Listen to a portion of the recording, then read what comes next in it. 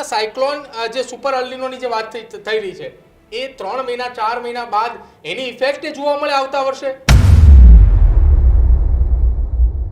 15 જુલાઈથી 20 જુલાઈની અંદર પણ અરબ સમુદ્રની અંદર એક નાની મોટી સિસ્ટમ સાયક્લોનિક સર્ક્યુલેશન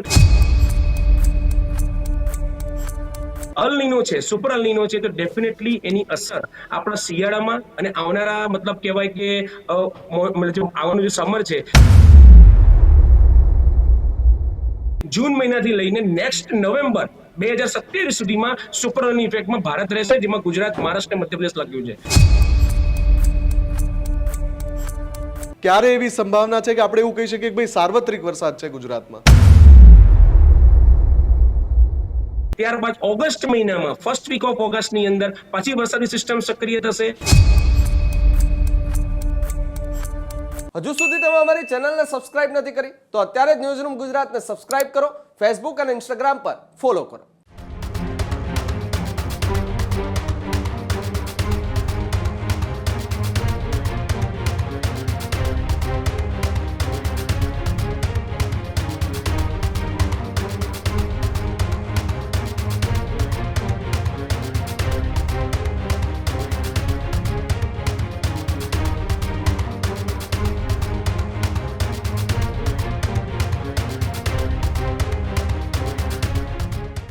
અચ્છા ચિરાગભાઈ, આ તો આપણે અત્યારની હાલની પરિસ્થિતિની વાત કરી રહ્યા છીએ કે સુપર અલ્નિનોની અસરના કારણે ગુજરાતની અંદર આમ તો 100% કરતાં વધારે વરસાદ પડે તો તમામે જગ્યા ઉપર જળાશયો છલોછલ થઈ જાય, જેના કારણે આપણે 12 મહિના સુધી કોઈ ઉપાધિ ના હોય કે ચલો પીવાનું પાણી હોય અથવા ખેતીનું પાણી.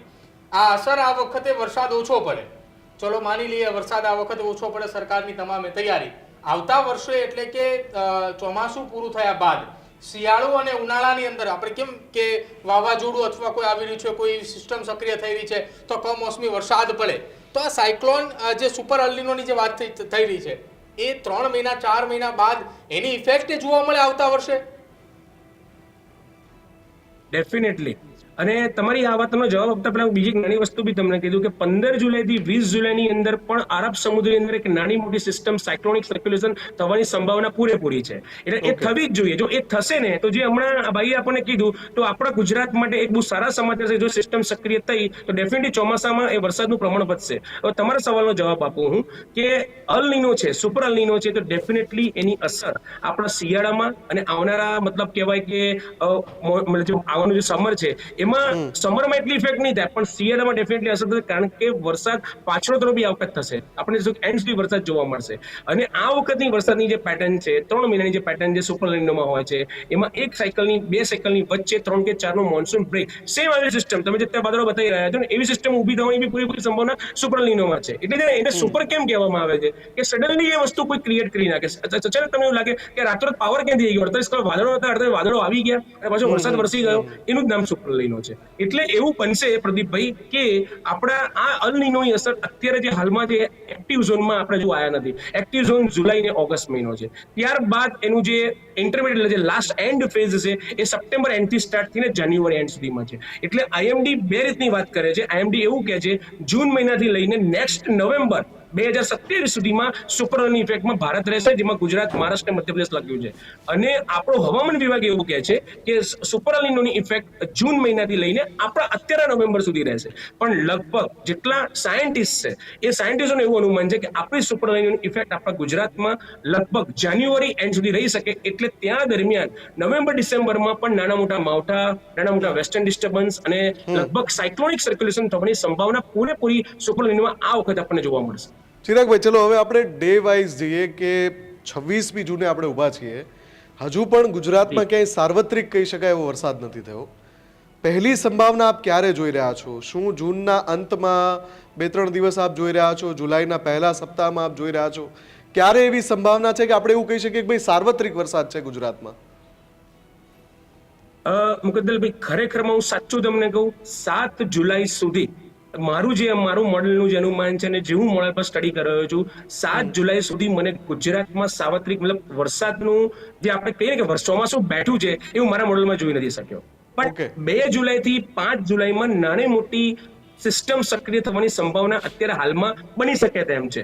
પણ મારા અનુમાન પ્રમાણે નહીં, જે આપણું IMD નું જે મોડલ જે ફોલો કરે છે એ બેઝ ઉપર. પણ મારા Okay. દ્રષ્ટિએ 7 જુલાઈથી લઈને 17 જુલાઈ એ પહેલો ફેઝ ચોમાસાનો આપણે ગુજરાતમાં રહેશે.